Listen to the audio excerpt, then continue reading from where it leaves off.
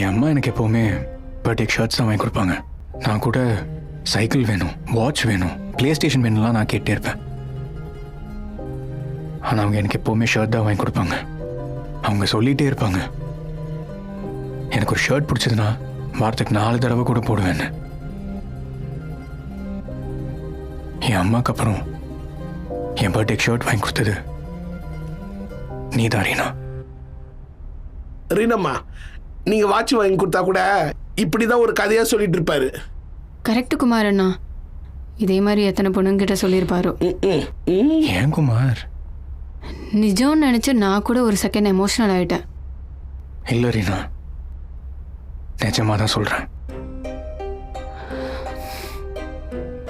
இங்க பாரு அர்ஜுன், இனிமே உனக்கு யாரும் இல்லைன்னு நினைக்காத.